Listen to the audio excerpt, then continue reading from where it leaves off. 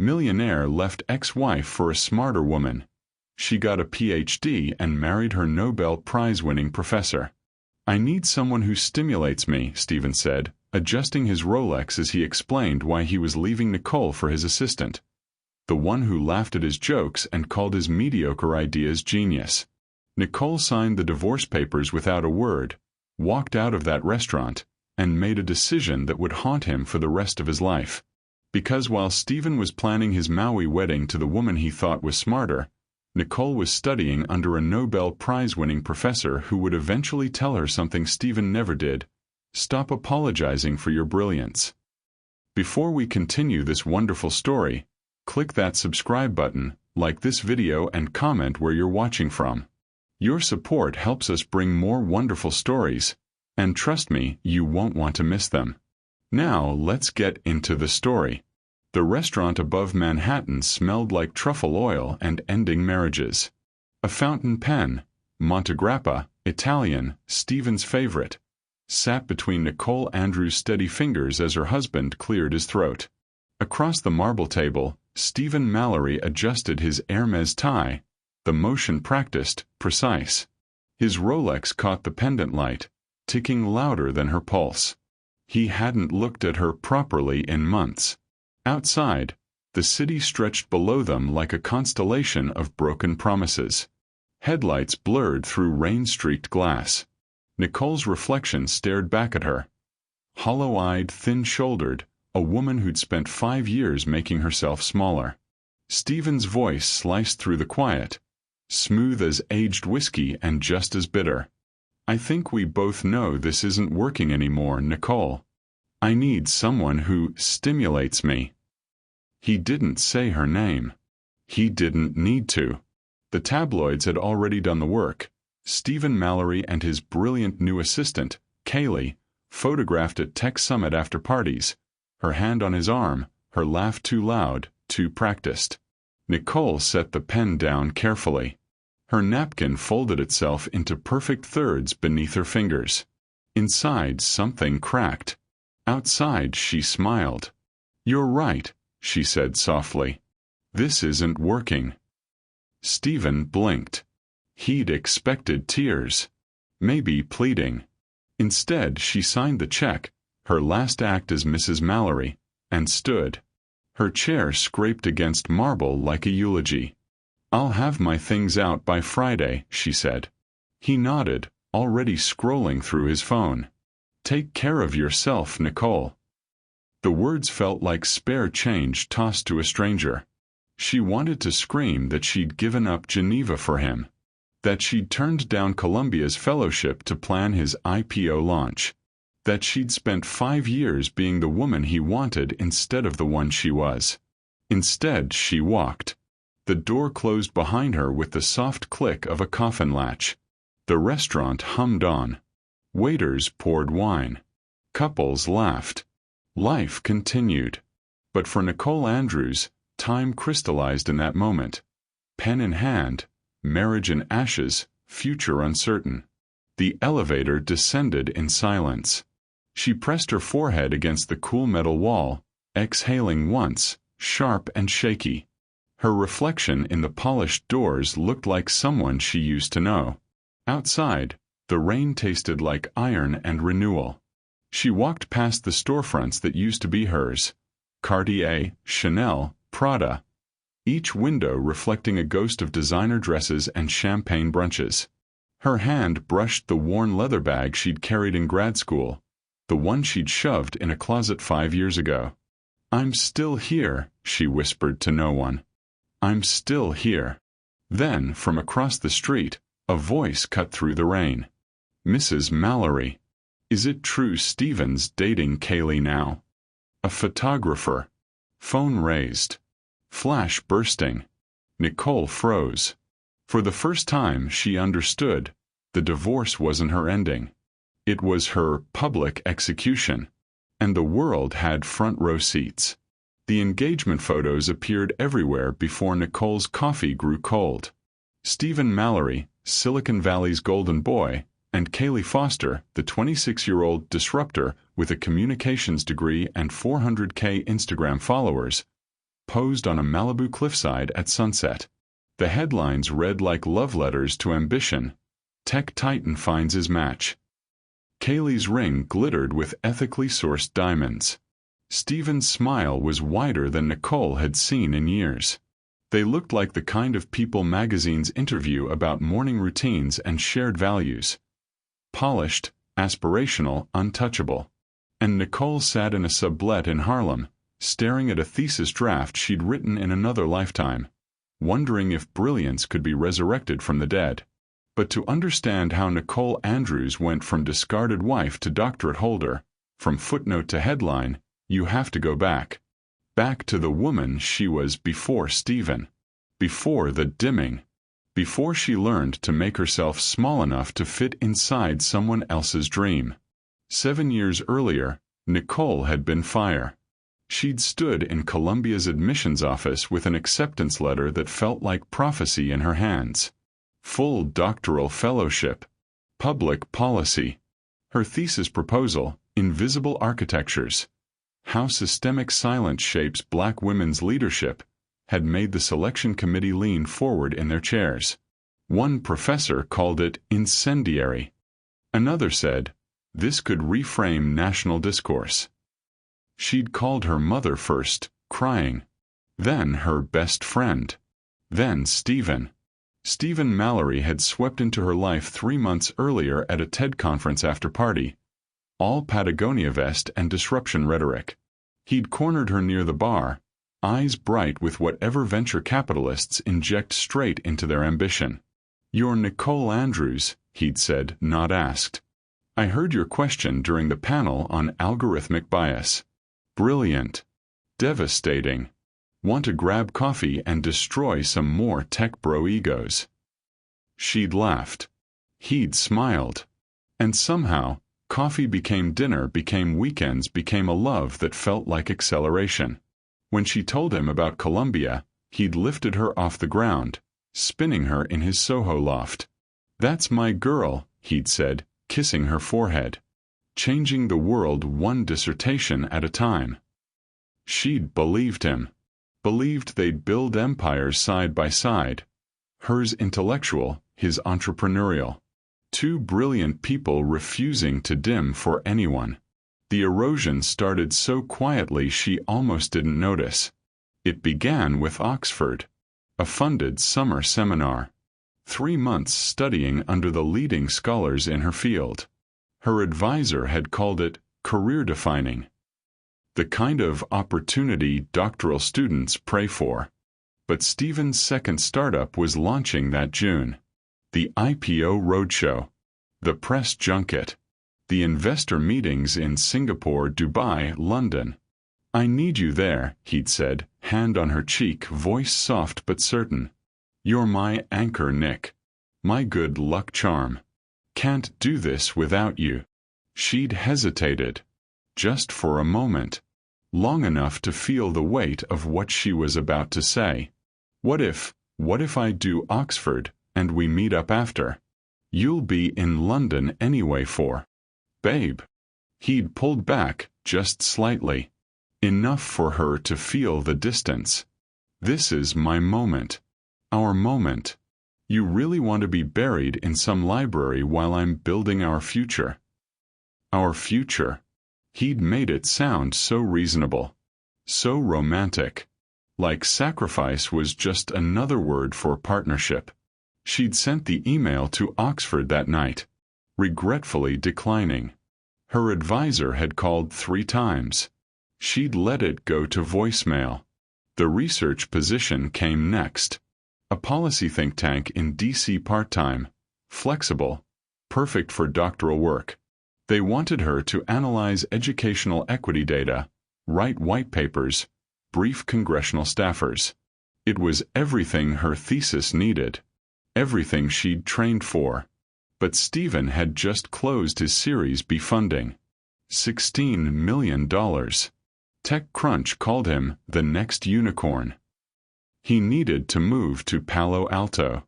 Had already put a deposit on a mid-century modern with views of the bay. You can do research from anywhere, he'd said, scrolling through Zillow on his iPad. But you can only be with me here.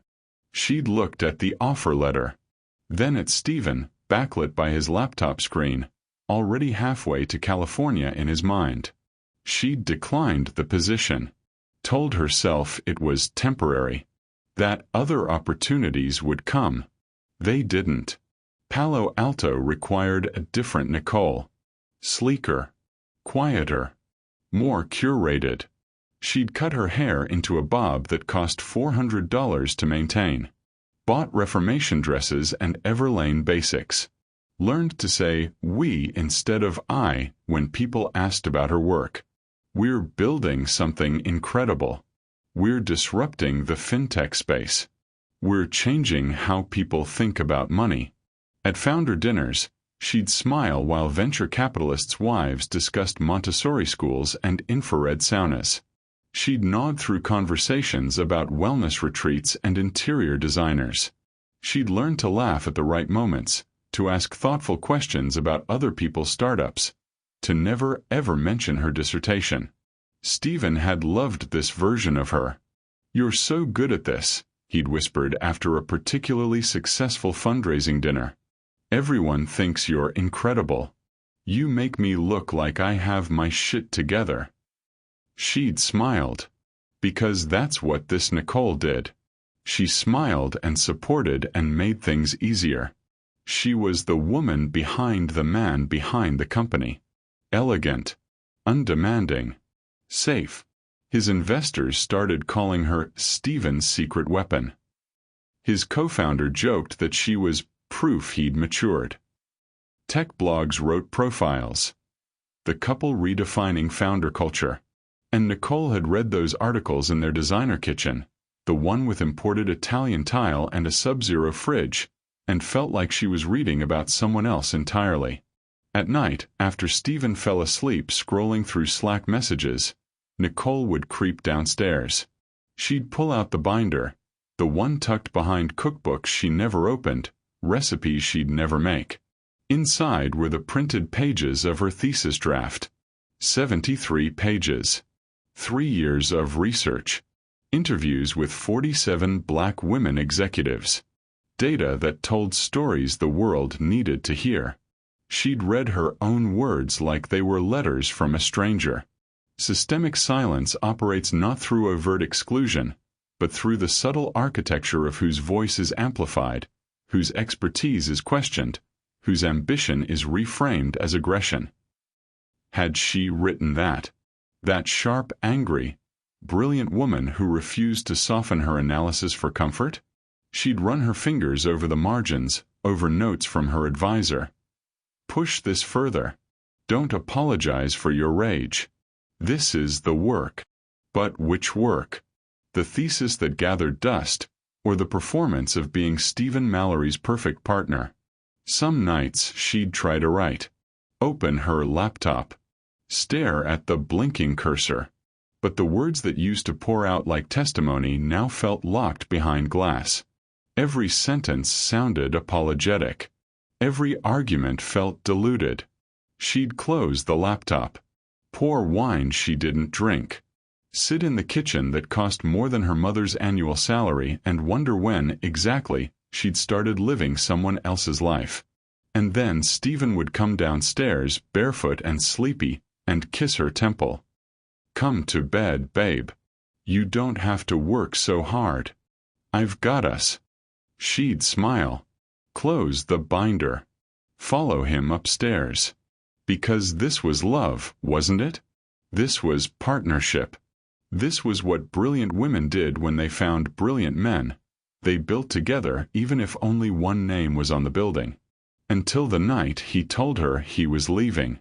And she realized she'd been building his dream so long, she'd forgotten she ever had her own. The sublet in Harlem smelled like someone else's cooking and new beginnings. Nicole stood in the doorway with 2 suitcases and a banker's box full of things Stephen hadn't wanted. Books, mostly, and the binder with her thesis draft. The apartment was small. A studio with radiator heat and a window that overlooked a bodega with a cat that sat in the same spot every morning. It was nothing like Palo Alto. Nothing like marble countertops and wine fridges and rooms she'd decorated for a life that no longer existed. It was perfect. She set the box on the floor, scratched hardwood, not Italian tile, and pulled out the binder.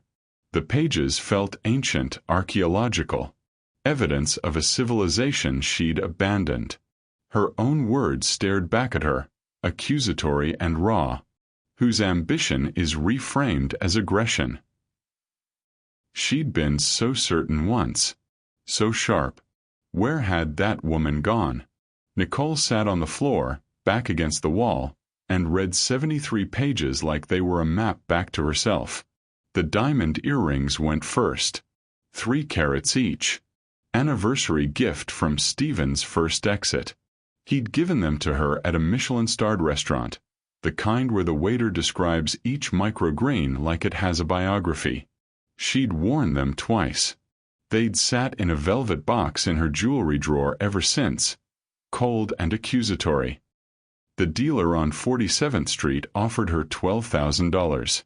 She took it without negotiating. That money became her resurrection fund. Columbia's financial aid office had looked at her like she was a ghost returning to haunt them. Ms. Andrews, we weren't expecting you back. The administrator, a tired woman with kind eyes, had pulled up her file. You were one of our most promising candidates. What happened? Nicole had smiled the smile she'd perfected in Palo Alto. The one that said everything's fine when everything was ash. Life, she'd said simply. But I'm ready now. Half scholarship. Half stubbornness. She'd signed the paperwork with the same fountain pen she'd used to end her marriage, and the symmetry felt like poetry. The restaurant job came through a grad school message board. Upscale bistro in West Village needs experienced servers. Good tips. Flexible hours. Nicole had never waited tables in her life. But she learned fast how to carry 3 plates without spilling, how to smile through condescension, how to recite specials like they were scripture. She worked Tuesday through Saturday nights, came home smelling like truffle fries and other people's conversations, counted tips on her kitchen counter while her feet throbbed. During the day, she tutored undergrads. Political theory, research methods, essay structure, $20 an hour, cash. She met them in coffee shops, helped them untangle Foucault and Weber, watched them have breakthroughs about power and discourse while she sipped the cheapest thing on the menu. Some of them recognized her name. Wait, Andrews? Didn't you present at that conference 3 years ago? The one about algorithmic bias. She'd nod. Change the subject. Redirect to their assignment. Because the woman who'd asked that question at TED felt like someone from another lifetime. She bought her clothes from thrift stores in Brooklyn. Oversized scarves that hid how much weight she'd lost. Second-hand boots that carried her through November slush. A wool coat from the 90s that smelled like mothballs and possibility. She'd walk through Columbia's campus, past students in Canada Goose jackets and her old self in designer dresses, and feel simultaneously invisible and reborn. Her phone buzzed sometimes. Stephen's name. Then Kaylee's Instagram posts, tagged by mutual friends who didn't know what cruelty looked like. She'd started blocking them. All of them. The old life could rot in someone else's feed. Dr. Leonard Whitfield's office was on the 4th floor of a building that smelled like old books and institutional coffee. Nicole stood outside his door for 5 full minutes before knocking. Her thesis draft clutched against her chest like armor. She'd heard the stories. Everyone had. Whitfield, the Leonard Whitfield, Nobel Prize in Economics, best-selling author, legend who'd advised presidents and made graduate students weep. He'd been on sabbatical for 2 years after his wife died. Grief, people whispered. He'd come back different. Harder. More ruthless with mediocrity. The university had assigned him as her advisor. She'd almost asked for someone else. Almost. Come in. His voice cut through the door before she'd fully knocked. She entered.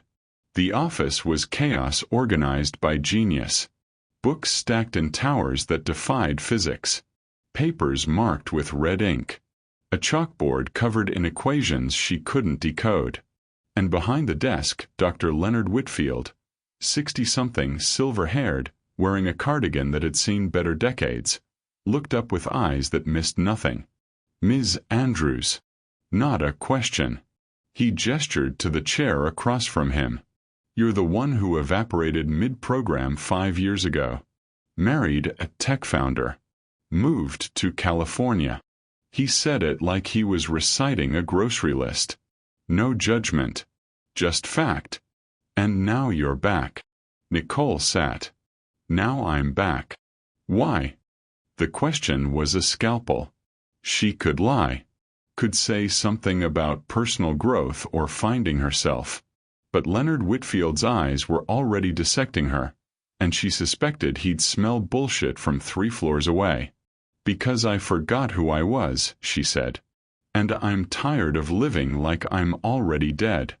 Something shifted in his expression. Not quite a smile. Something sharper.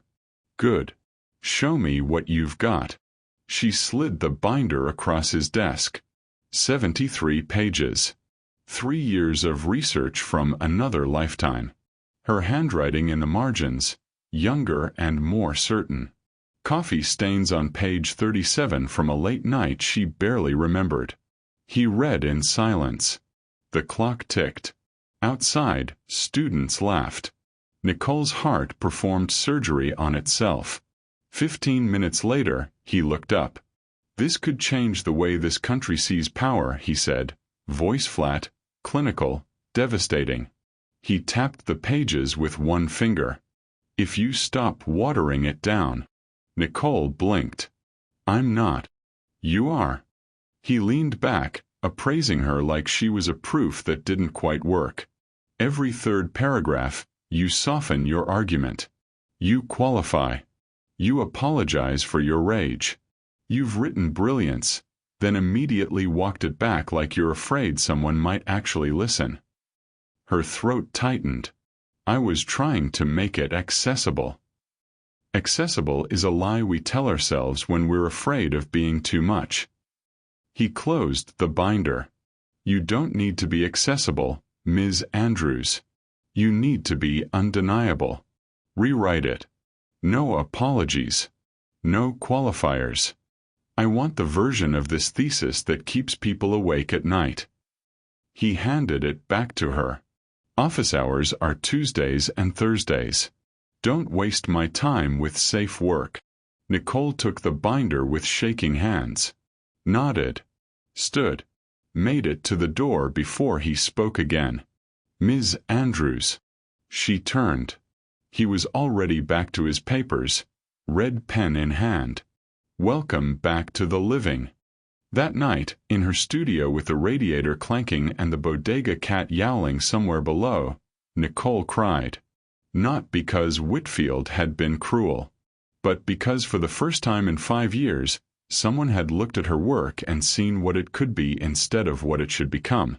Someone had demanded more of her instead of less. Someone had taken her seriously. She opened her laptop, pulled up the thesis file, stared at the cursor blinking in the darkness. And then, for the first time since Stephen, she wrote like she had something to prove. Not to him. Not to Kaylee or Palo Alto or the life she'd left behind. To herself. Spring arrived in Manhattan like a rumor. Tentative, promising, unreliable. Nicole barely noticed. She was too busy becoming the woman she'd buried. The thesis consumed her. She wrote at 3 a.m. when the radiator finally shut up. She wrote between shifts at the restaurant, paragraphs scribbled on receipt paper. She wrote on the subway, laptop balanced on her knees, while commuters pressed against her and the train screamed through tunnels. The words came like confession, like exorcism, like revenge. Whitfield read every draft with his red pen and ruthless precision. He crossed out sentences. Wrote, Prove it in margins. Circled paragraphs with single words. Sharper. Deeper. Mean it. He was merciless. He was exactly what she needed. By March, her research was no longer a thesis. It was a weapon. The first invitation came from NYU, a graduate symposium on policy and power. They wanted her to present a chapter. 30 minutes. Q&A after. Nicole had stood at the podium in a blazer from Goodwill and boots she'd resold twice, and dismantled every polite assumption in the room. She talked about how silence operated through bureaucratic language, how black women's expertise was cited but never centered, how systems protected themselves by rewarding those who whispered instead of shouted. During Q&A, a tenured professor, white, male, comfortable, had raised his hand. Don't you think you're being a bit reductive? These are complex systems with multiple stakeholders. Complexity is what people hide behind when they don't want to name power, Nicole had said, voice steady as surgery. I'm not being reductive. I'm being specific. And specificity makes people uncomfortable. The room had gone silent. Then someone started clapping. Then everyone. After, 3 professors handed her business cards. A policy journal asked for an article. A think tank wanted to schedule a call. Nicole had walked out into Washington Square Park, hands shaking, and texted Whitfield, "I didn't apologize once." His response came 2 minutes later. "I noticed. Keep going." By May, academic circles were whispering her name. She presented at Georgetown, spoke on a panel at Harvard Kennedy School. A senior fellow at Brookings retweeted her thread about systemic silence with the caption, "This scholar is doing the work." Her inbox filled with interview requests, collaboration offers, speaking invitations. The woman who'd once hidden her intelligence to make a tech founder comfortable was now being celebrated for refusing to dim. The irony tasted better than she'd expected. But Leonard Whitfield remained inscrutable. He showed up to her presentations, always in the back row, always taking notes. He sent her articles with subject lines like relevant to CH4 or counterargument worth addressing. He scheduled their meetings with clinical efficiency, never running over, never straying into personal territory. He praised her work with the emotional range of a cardiologist reading an EKG, accurate, analytical, detached. Nicole told herself it didn't matter. He was her advisor, not her friend. Professional boundaries were healthy. She didn't need his approval beyond the academic. But sometimes she'd catch him watching her during office hours. Really watching, like he was trying to solve an equation that didn't quite balance. And something in her chest would tighten like a string pulled too taut. She ignored it. She had work to do. No time for complicated feelings about complicated men. The defense happened on a Thursday in April, exactly 11 months after she'd returned to Columbia. Nicole stood before a committee of 5 professors and defended her thesis for 2 hours. They questioned her methodology, challenged her data, pushed back on her conclusions. She answered every question without flinching, without softening, without apologizing for taking up space with her ideas. When they dismissed her to deliberate, she stood in the hallway with her heart trying to escape her ribcage. 15 minutes felt like 15 years. Then the door opened. "Congratulations, Dr. Andrews," the committee chair said, smiling. "Welcome to the next phase." Nicole had nodded, shook hands, accepted congratulations, walked out of the building and into the spring afternoon before finally letting herself cry. Ugly, grateful, shocked tears that tasted like resurrection. Her phone buzzed. Whitfield. Dinner. 7 p.m. Mezzi on 72nd. Non-negotiable. The restaurant was small, candlelit, the kind of place that served wine in glasses that cost more than her weekly grocery budget. Leonard was already seated when she arrived, wearing the same cardigan he'd worn to her defense but with an actual button-down underneath. "Progress. You were remarkable today," he said, pouring her wine without ceremony. "The way you handled Jacobson's question about intersectional frameworks, surgical." Nicole took the glass. He was trying to trap me into either oversimplifying or over-theorizing. "And you did neither." Leonard raised his glass. "To not apologizing." They clinked, drank, and for the first time in 11 months, he smiled. Not the sharp, challenging expression she knew from office hours, but something softer. Something almost vulnerable. "Can I tell you something?" he asked, voice quieter now. "Off the record." "We're not journalists, Leonard. Everything's off the record." He laughed, brief and genuine. "When you first came back, I thought you'd quit again. I've seen it before. People returning to grad school after a divorce, trying to reclaim something they lost. Most of them realize they're chasing a ghost. They drop out, disappear. But I didn't." "No." He held her gaze. "You became someone new entirely. Someone fiercer than the student who left. That's rare. Extraordinary, actually." He paused. "Your ex-husband was an idiot." The words landed between them like a match struck in darkness. Nicole felt heat crawl up her neck. "You don't know anything about my ex-husband. I know he had you and lost you." Leonard's expression was unreadable. "That's all I need to know." The waiter appeared. They ordered mezzi, hummus, lamb, things Nicole would taste but not remember. Conversation shifted to safer territory. Her next steps, publication timelines, job market strategies. But something had cracked open. Some wall had developed a fault line. After dinner, on the sidewalk, Leonard reached into his bag. Worn leather, probably older than most of Nicole's students, and pulled out a book wrapped in brown paper. "I saw this and thought of you," he said, suddenly awkward in a way she'd never seen. "It's presumptuous. If you already have it." Nicole unwrapped it. First edition. Sister Outsider by Audre Lorde. The cover worn soft with age. Inside the front cover, in Leonard's precise handwriting. "For the mind that kept surprising mine." Her breath caught. She looked up at him. This brilliant, difficult man who demanded everything from her and somehow made her capable of giving it, and felt something shift. Not attraction exactly. Or not only attraction. Something deeper. The recognition of being seen fully and without condition. "Leonard, you don't have to say anything."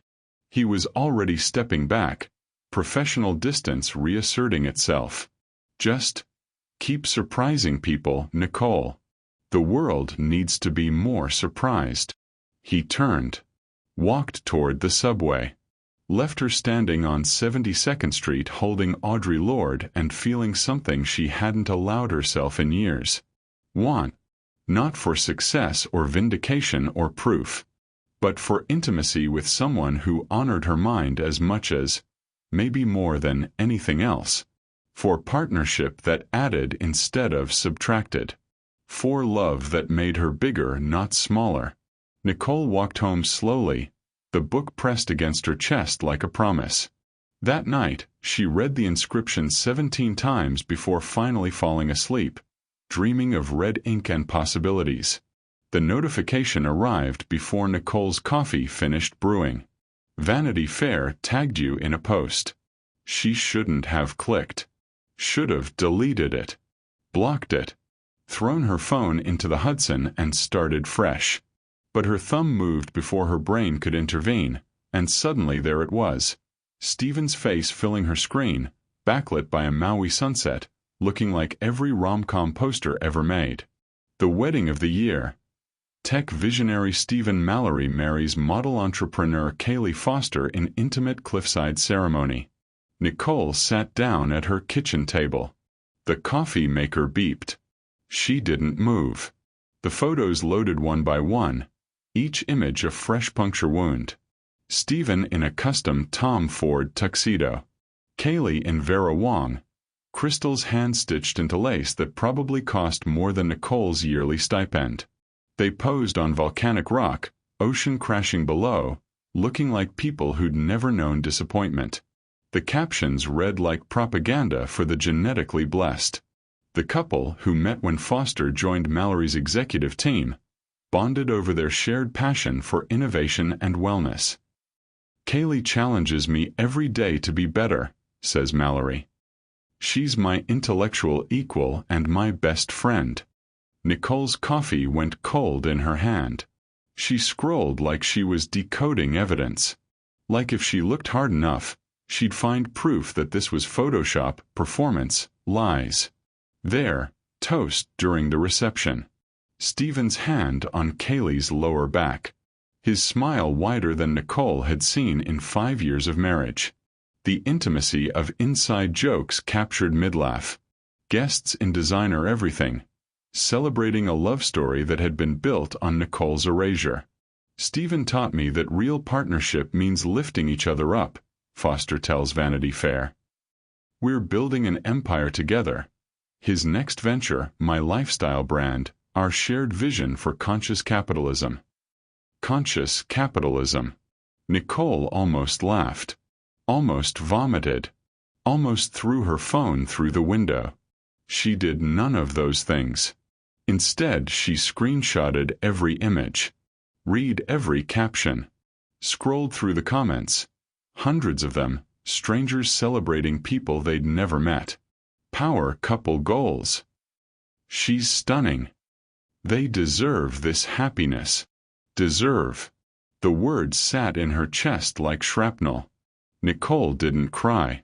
She was past crying, past rage, past the part where heartbreak makes you collapse. She'd already collapsed once. This time she chose differently.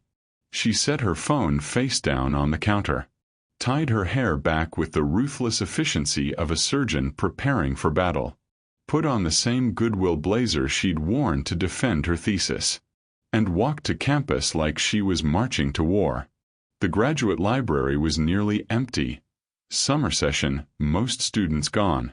She claimed her usual desk in the corner, 3rd floor, window overlooking Amsterdam Avenue. Opened her laptop.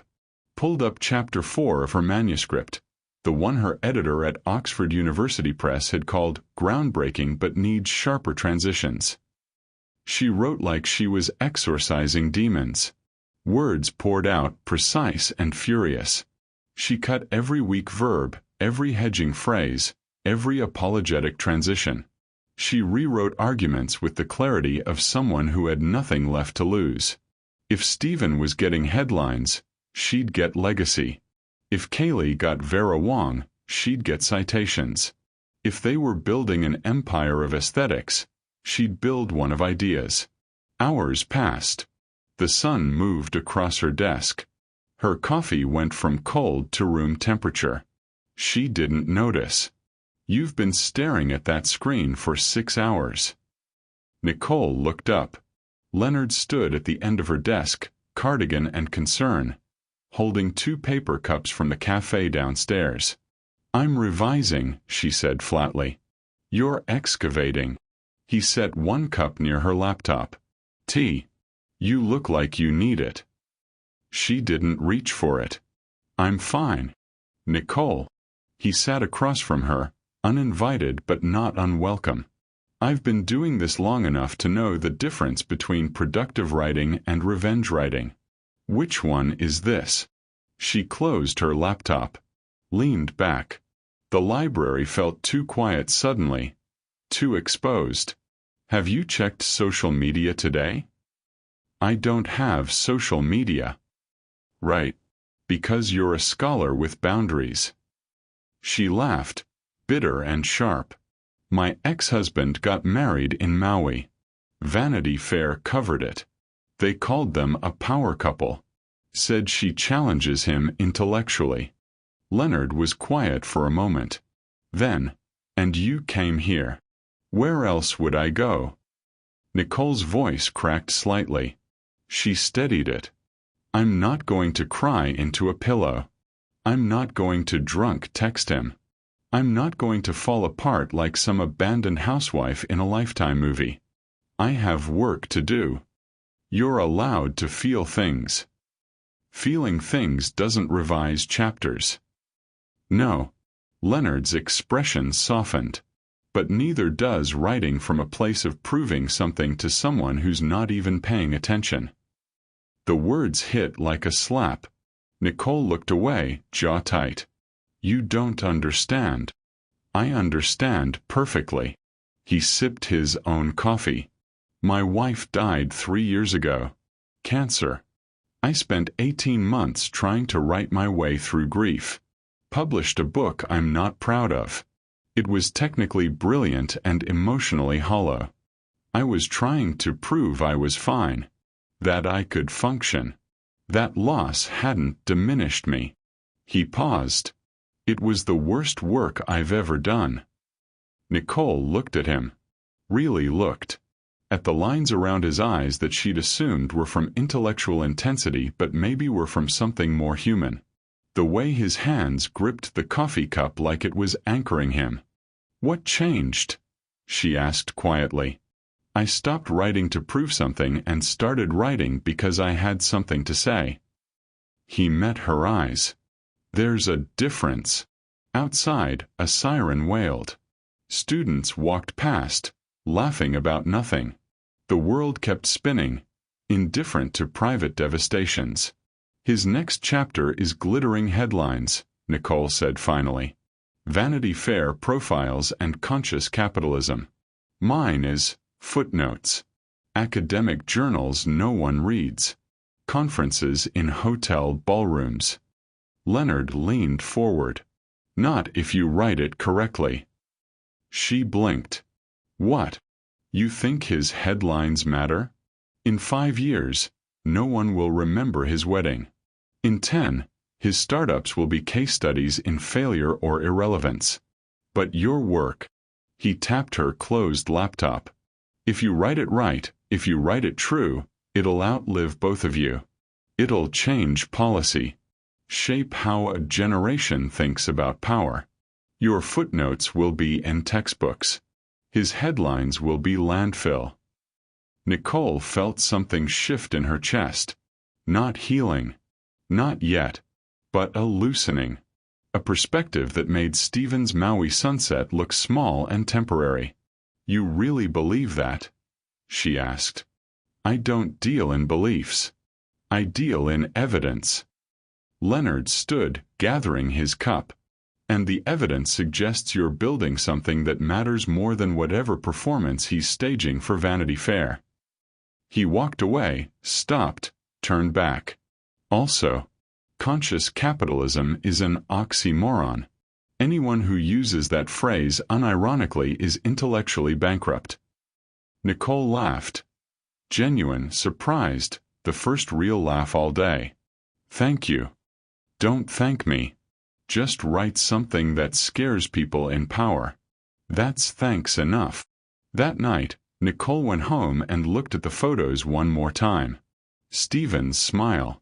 Kaylee's dress. The sunset that cost more than most people's yearly salary.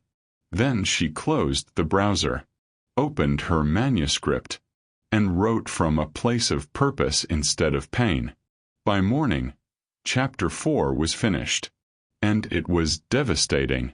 The grant notification arrived on a Tuesday. National Science Foundation. Research grant. $240,000 over 3 years to study systemic barriers in policy-making institutions. Nicole read the email 3 times, certain she'd misunderstood. But the numbers stayed the same. The congratulations remained real. She called her mother first. Then Leonard.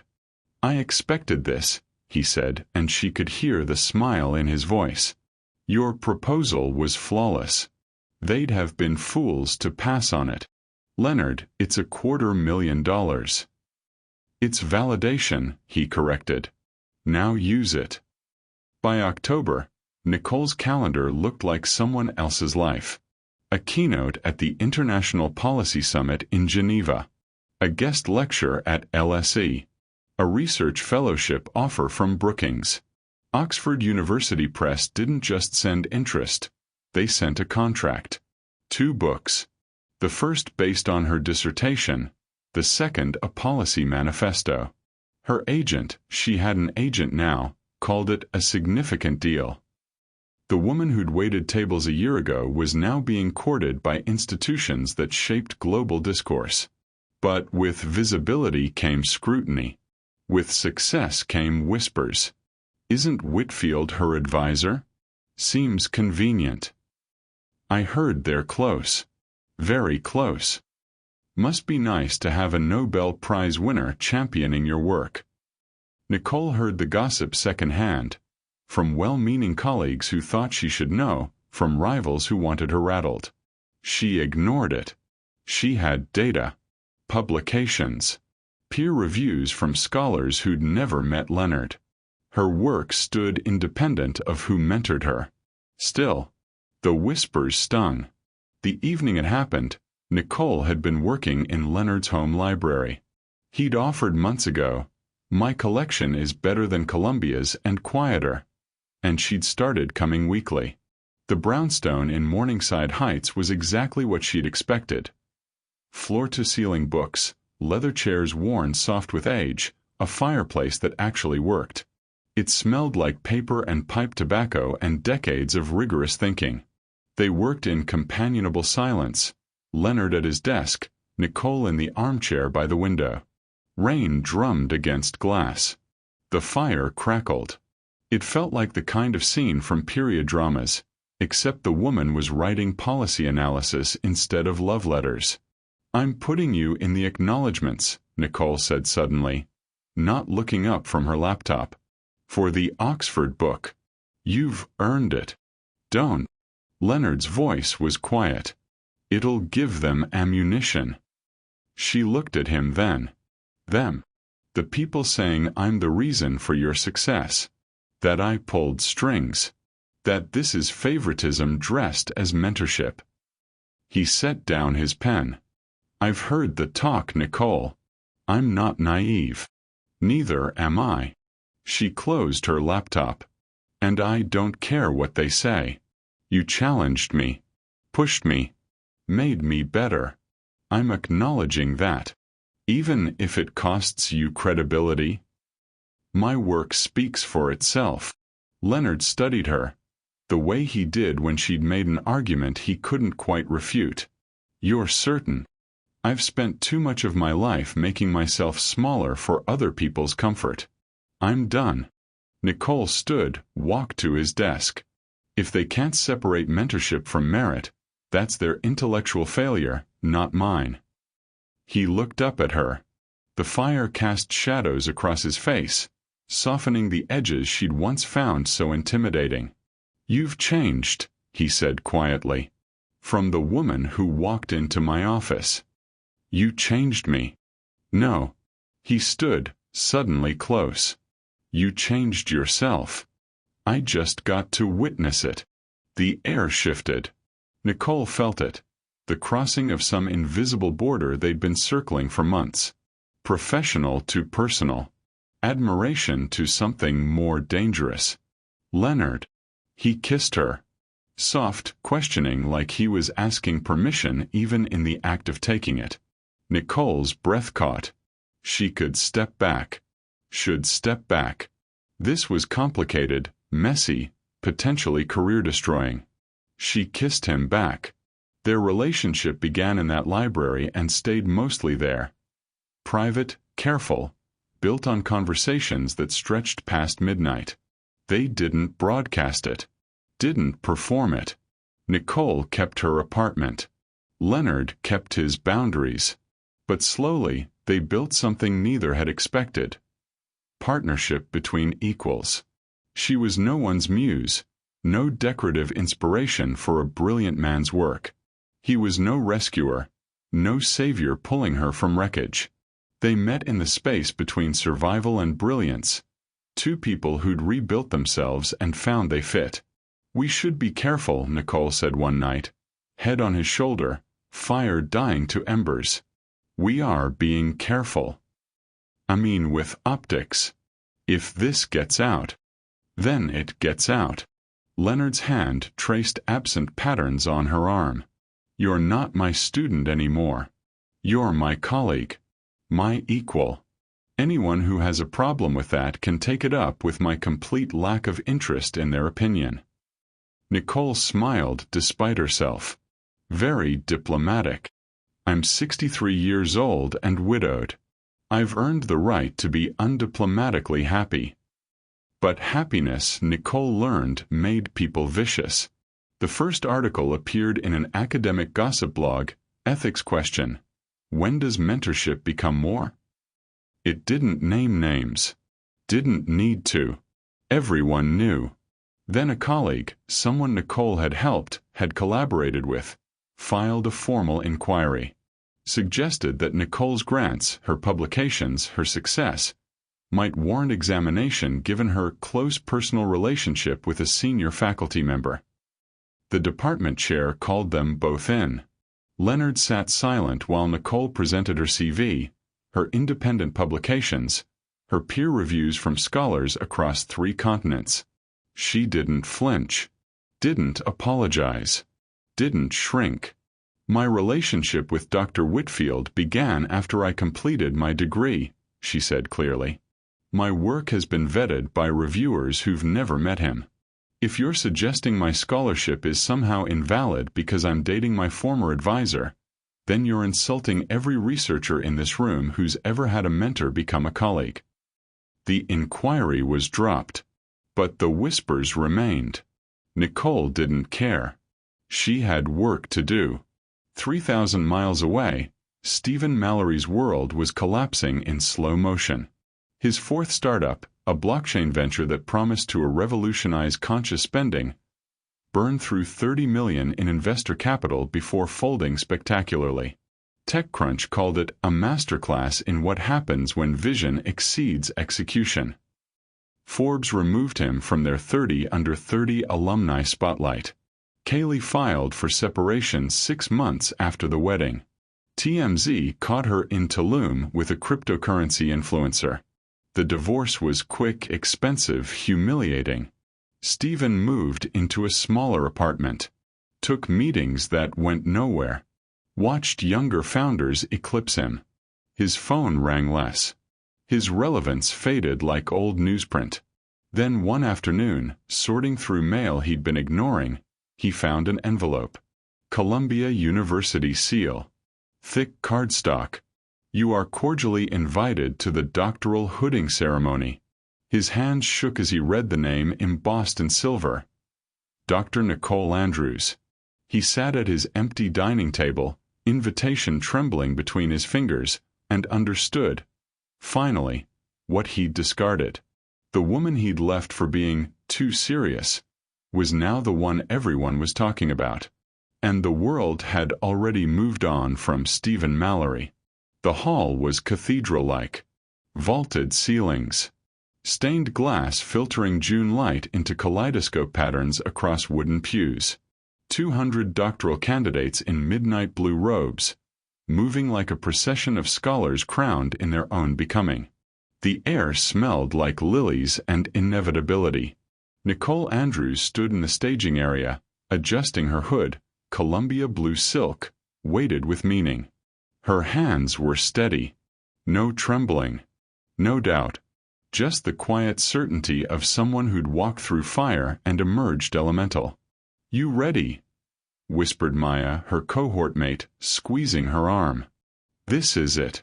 Nicole smiled. "I've been ready." The processional music began. Something baroque and triumphant. They filed in 2 by 2, past families clutching cameras, past faculty in regalia that looked like medieval armor, past the weight of tradition that bent toward those willing to reshape it. Nicole's mother sat 3rd row, center, weeping openly into a handkerchief. Her sister held her hand. Her aunt mouthed so proud as Nicole passed.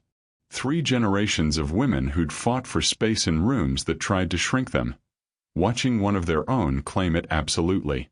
The academic procession was a who's who of intellectual power. Deans, department chairs, distinguished professors, and Leonard Whitfield in full regalia. Doctoral robes, velvet trim, the hood that marked him as Nobel laureate, walking with the faculty honorees. He caught her eye for just a moment. Nodded. Nothing more. Everything in that gesture. Stephen Mallory sat in the 8th row, uncomfortably wedged between strangers. He'd debated coming. Thrown the invitation away twice. Retrieved it both times. Told himself he was curious. Told himself he owed her congratulations. Told himself a dozen lies that all meant the same thing. He needed to see what he'd lost. The woman who walked past him, poised, regal, otherworldly in blue silk, looked nothing like the Nicole he remembered. That Nicole had been uncertain, accommodating, perpetually apologizing for taking up space. This Nicole moved like gravity bent to her will. Stephen's tie felt too tight. His hands too empty. His presence too small in a room celebrating someone who'd become immense. The ceremony progressed with ritualistic precision. Names called. Candidates crossing stages. Handshakes and photographs. But when Nicole's name echoed through the hall, Dr. Nicole Andrews, Ph.D. in public policy, dissertation, invisible architectures, reclaiming voice in spaces of systemic silence, the energy shifted. The applause started immediately. Not polite academic clapping but thunder. Faculty stood. Students stood. Her mother sobbed louder. The ovation built like a wave, crashing against the vaulted ceiling, refusing to recede. Nicole walked to the stage, spine straight, head high, moving through applause like it was confirmation of something she'd always known. She'd earned this. Every sleepless night revising. Every shift waiting tables. Every moment she'd chosen her own ambition over someone else's comfort. This was hers. At the podium stood Leonard Whitfield, holding not just her diploma, but a custom medal, commissioned by the department for dissertations of exceptional merit. Gold-plated, engraved with her thesis title. Only 3 had been awarded in Columbia's history. Their eyes met. The room watched. Whispers about their relationship had reached even here. Speculation wrapped in congratulation. Nicole didn't care. Let them whisper.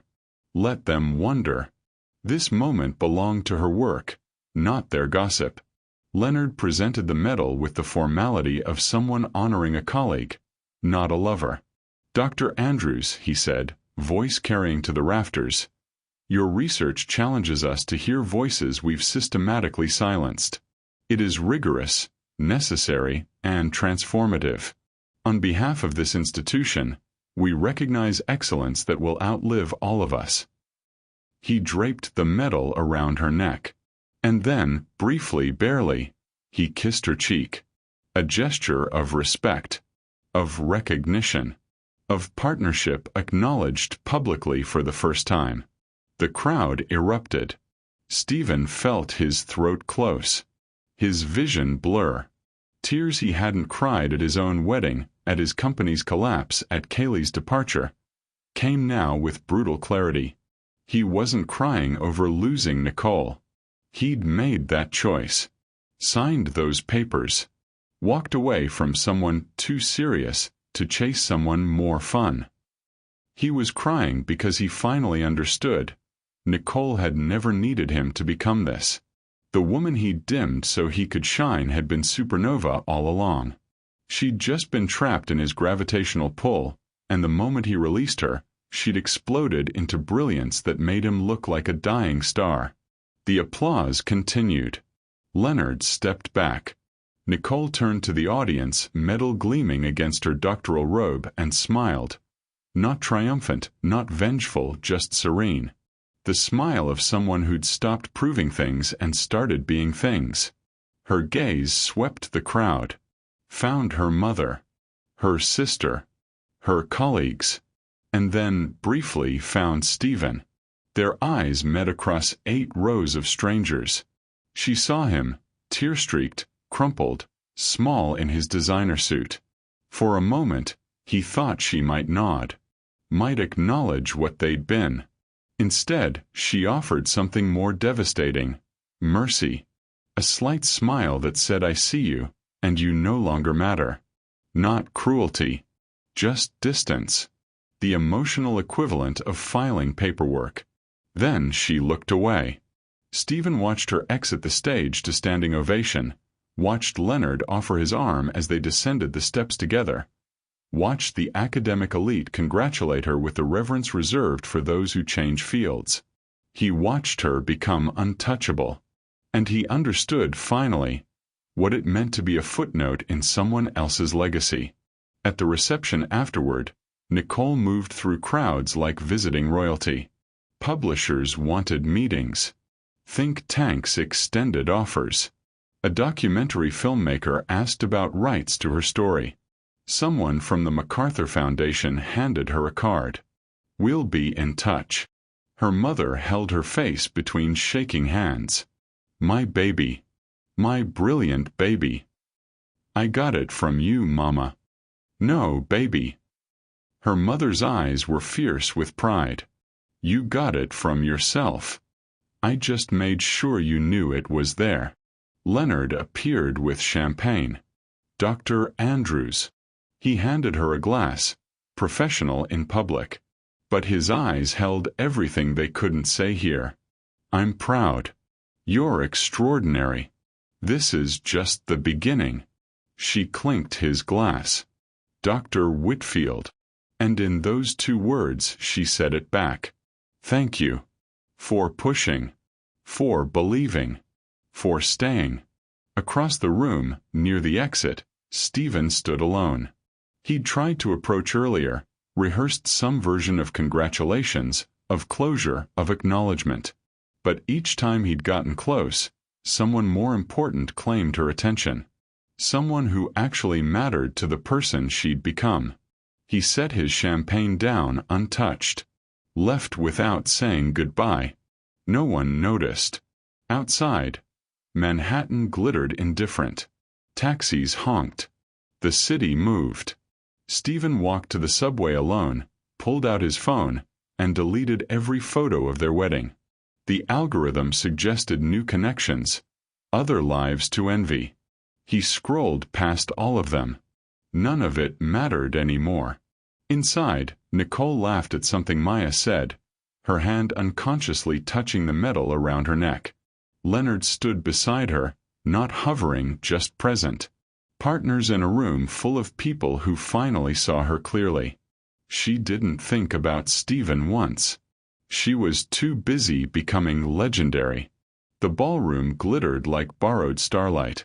Crystal chandeliers refracted light across tables draped in Columbia blue, where 200 distinguished alumni gathered for the annual doctoral celebration dinner. The air hummed with achievement. Rhodes Scholars, federal judges, university presidents, policy architects who'd shaped legislation that changed lives. This was power in its most refined form. Intellectual, institutional, quietly world-altering. Nicole sat at the head table between Leonard and the Dean of Social Sciences, wearing a black dress she'd actually bought new. Simple, elegant, the kind of thing that made people listen before you spoke. The medal from her hooding ceremony rested in a display case on the podium, catching light like a promise kept. Dinner had been perfectly choreographed. Salmon or vegetarian option, wine that cost more per bottle than her weekly grocery budget used to, speeches from administrators praising institutional excellence. Nicole had smiled through it all, made polite conversation, felt her heart rate climb with each passing course. Because she knew what came next. "And now," the dean said, standing with the kind of gravitas that comes from decades of academia, "we have the distinct honor of hearing from this year's recipient of the Dissertation Excellence Medal. Dr. Nicole Andrews has produced scholarship that doesn't just contribute to her field, it fundamentally reshapes it. Her work on systemic silence and marginalized voices in policymaking has already influenced state legislation and federal grant initiatives. Please join me in welcoming Dr. Andrews. The room rose. Applause rolled like thunder. Nicole stood, felt Leonard's hand briefly touch the small of her back, a gesture of support only she would notice, and walked to the podium. The crowd settled. 200 faces turned toward her. Some curious. Some envious. Some genuinely eager to hear what this woman who'd become a whisper in academic circles had to say. In the back corner, barely visible, Stephen Mallory shifted in his seat. He'd stayed despite every instinct screaming to leave. Glutton for punishment, or maybe just needing to understand the magnitude of his mistake. Nicole adjusted the microphone, looked out at the faces, smiled, and began. 6 years ago, I sat in a restaurant across from someone who told me I wasn't enough. The room went silent. This wasn't the speech they'd expected. No academic jargon, no citations, no intellectual posturing. He didn't say it that way, of course. He said I'd changed. That I was too intense, too serious. That he needed someone who stimulated him intellectually. She paused, let the irony land. The person saying this to me while I was preparing to defend a doctoral thesis on policy reform apparently needed more intellectual stimulation. From his 26-year-old assistant. Uncomfortable laughter rippled through the crowd.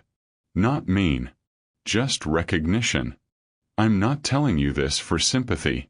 I'm telling you because that moment, that devastation, became the greatest gift I never asked for.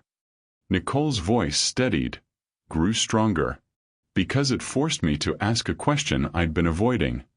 When did I start making myself smaller? When did I decide my intelligence was a liability instead of an asset? When did I learn to apologize for taking up space? She looked directly at the young women in the crowd, doctoral candidates in their first years, watching her with the hunger of people searching for roadmaps. Here's what they don't tell you about ambition.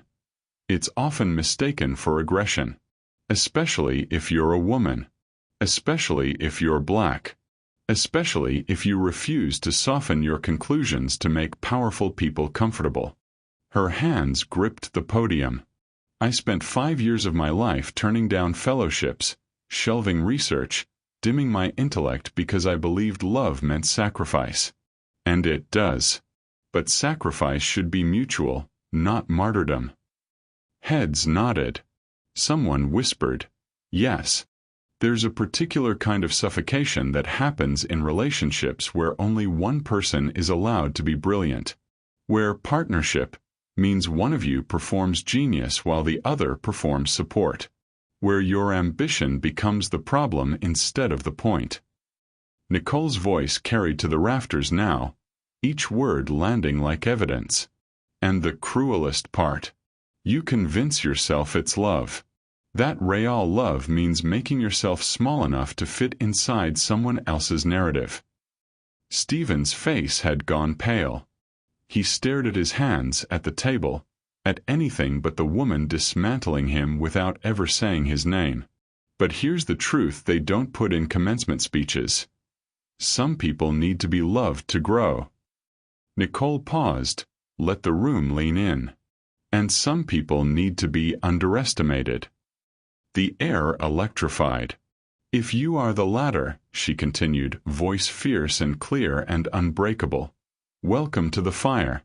Welcome to the place where doubt becomes fuel.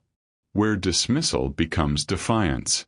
Where every person who told you to be less becomes evidence that you were always meant to be more. She gripped the podium, every ounce of her journey compressed into these next words. To everyone here who was ever told they were too much, too ambitious, too intense, too serious, too loud, too questioning, too hungry for space that wasn't designed for them, I hope you know you're not too much. The rooms you were in were too small. Her voice cracked slightly, not from weakness but from the weight of truth. So build bigger rooms. Write books they have to teach. Do research they can't ignore.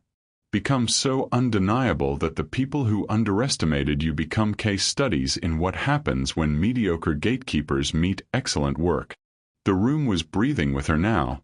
Collective inhale and exhale. I'm not here to tell you success is revenge. It's not. Revenge is temporary. Legacy is permanent. Nicole's eyes swept the crowd, landing briefly on the young women leaning forward, on the colleagues who doubted her, on Leonard who watched her like she was rewriting the rules of what it meant to matter. So if you are the person who needs to be underestimated to become unstoppable, she smiled, fierce and final. Welcome to the fire. The world needs what you're about to build from these ashes. Silence. Then, the room exploded. 200 people rose as one, applause deafening. Some were crying. Some were laughing. Some were doing both. The young women stood first, then the faculty, then everyone who'd ever felt too much or not enough, who'd ever been told to shrink and refused. Leonard stood, took Nicole's hand as she descended from the podium. A public claim of partnership, of pride, of this is the woman I stand with. Cameras flashed. The moment crystallized into something that would be quoted in future commencement speeches. Printed on inspirational posters, cited as the moment Dr. Nicole Andrews became more than a scholar. She became a movement. In the back corner, Stephen Mallory slipped out through the service entrance. No one noticed. No one cared. The world had already moved past him, was already celebrating someone who'd outgrown his gravitational pull and become her own solar system. He walked into the Manhattan night, hailed a cab, and understood finally what it meant to be forgotten. Inside, Nicole laughed at something Maya said, still holding Leonard's hand, surrounded by people who saw her clearly. The speech would trend on academic Twitter by morning. Policy journals would request interviews. But in that moment she just felt light. Free. Finally, devastatingly, completely herself. The photograph appeared on newsstands in October. Impossible to miss. The Atlantic cover. Nicole Andrews in her office at the Institute for Policy Equity, the think tank she now directed, surrounded by books bearing her name. The headline read, "The Scholar Who Refused to Whisper, How Dr. Nicole Andrews is Rewriting the Rules on Power and Voice." Inside, an 8,000-word profile. Her research. Her rise. Her refusal to make her intellect palatable. The journalist had called her the most important policy scholar of her generation, and a voice that cannot be ignored, even by those who wish they could. The article mentioned Stephen exactly once, in a single subordinate clause, following a divorce that freed her to pursue the academic career she'd deferred. He was a footnote, not even a full sentence, just a comma, a clause, a detail that barely registered in the architecture of her achievement. Nicole kept a copy on her desk, not out of vanity, but as evidence. Evidence that you could be discarded and still become indispensable. That being underestimated was sometimes the greatest competitive advantage. Her first book, Invisible Architectures, had been published by Oxford University Press in March to immediate acclaim. Academic journals called it groundbreaking. The New York Times reviewed it in their Sunday edition. Policy organizations made it required reading for their staff. Universities added it to syllabi across 3 continents. By June, it had been cited in congressional testimony. By August, portions were being translated into 7 languages. Nicole's inbox filled with speaking requests she couldn't possibly accept, consulting offers that would have paid more than Stephen's old startups, interview requests from outlets that didn't typically cover academic work. Her second book, a manifesto on reclaiming marginalized voices in institutional spaces, was being written between running the institute, mentoring doctoral students, and testifying before policy committees. She wrote at dawn before the world woke, when the only sound was Leonard making coffee in the kitchen of the brownstone they now shared. He'd retired from Columbia quietly, without ceremony, content to support her work rather than compete with it. He edited her drafts with the same ruthless red pen, but now they work side by side. Two scholars who'd found partnership in the space between intellectual rigor and domestic contentment. "You're going to change the field," he'd say, reading her latest chapter. "We're going to change the field," she'd correct. "No." He'd look at her over his reading glasses. "This is yours. I'm just the one lucky enough to watch." The Institute for Policy Equity occupied 3 floors of a renovated building near Columbia. Nicole had built it from grant money, donor contributions, and sheer force of will. 20 staff members. 40 research fellows. Projects examining everything from educational access to criminal justice reform to economic policy. She'd hired brilliantly. Young scholars hungry for impact, established researchers ready for meaningful work, activists who understood how policy translated to lives. The Institute had become a pipeline for real change. Research that became white papers that became legislation that became lives improved. Nicole ran it the way she lived now, with uncompromising standards and zero tolerance for making herself smaller. In meetings with politicians who tried to condescend, she corrected them. In panels with men who talked over her, she talked louder. In rooms designed to diminish her, she expanded until the room had to adjust. People called her intimidating, intense, uncompromising. She took it as compliment. The email arrived on a Wednesday in November. Sender: Stephen Mallory. Subject line: empty. Nicole stared at it for a full minute before opening. Part of her wanted to delete it unread. Archive it. Let it disappear into the digital void where their marriage lived. But curiosity, the same trait that made her a relentless researcher, made her click. The message was a single line. "You were always smarter." That was it. No apology. No congratulations. No request for forgiveness or acknowledgement. Just 7 words that tried to rewrite 5 years of making her feel like her intelligence was a burden instead of a gift. Nicole read it twice. Felt nothing. Not anger. Not vindication. Not even pity. Just the emotional equivalent of reading an old grocery receipt. Evidence of a transaction that no longer mattered. She could reply. Could tell him he was right. Could explain how his leaving had freed her to become this. Could offer closure or cruelty or anything in between. Instead, she clicked archive. Didn't delete it. That would suggest it mattered enough to destroy. Just filed it away with the thousands of other emails that would never warrant response. Stephen Mallory had become spam. Irrelevant. Easily ignored. She returned to her manuscript and didn't think of him again. The photograph arrived framed from the university a week later. Graduation day. Nicole at the podium, medal around her neck, Leonard presenting it with the formality of honoring a peer. But if you looked closely, really looked, you could see it. The pride in his eyes.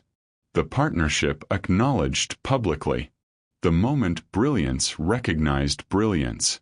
And in the front of the crowd, barely visible but unmistakable, Stephen. Face crumpled.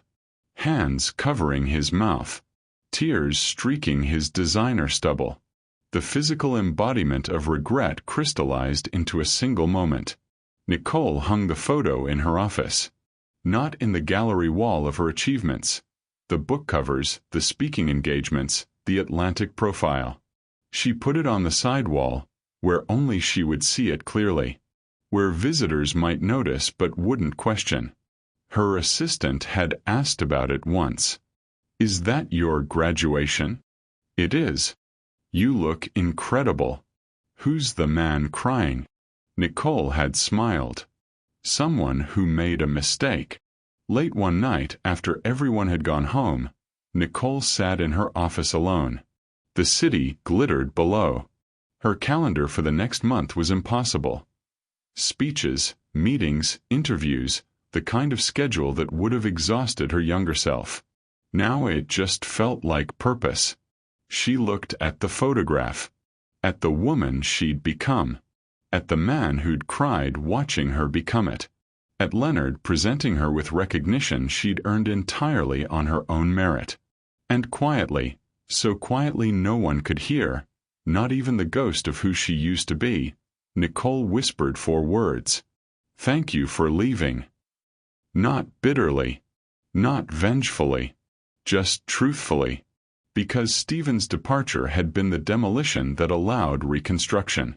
His underestimation had been the spark that ignited transformation. His choice to leave her for someone smarter had freed her to become someone undeniable. She'd needed to be discarded to discover she'd been invaluable all along. Nicole turned back to her computer. She had a chapter to finish, a generation of scholars to mentor, a field to transform, a legacy to build that would outlive every headline, every marriage, every person who'd ever bet against her.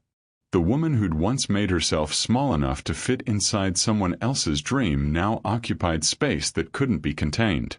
She was Dr. Nicole Andrews, scholar, director, author, voice that refused to whisper, and she'd only just begun. Outside, Manhattan moved at its relentless pace. Taxis honked. Sirens wailed.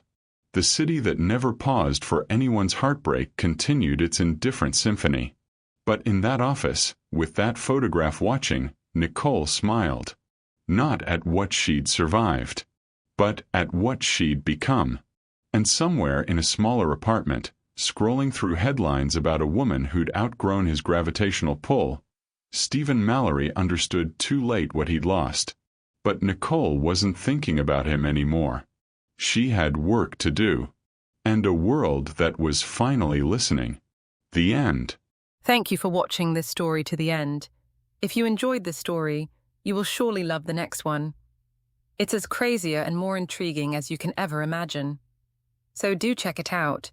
Click on the image showing on your screen right now to watch the next one. Don't forget to subscribe, and I'll see you in the next one. Bye for now.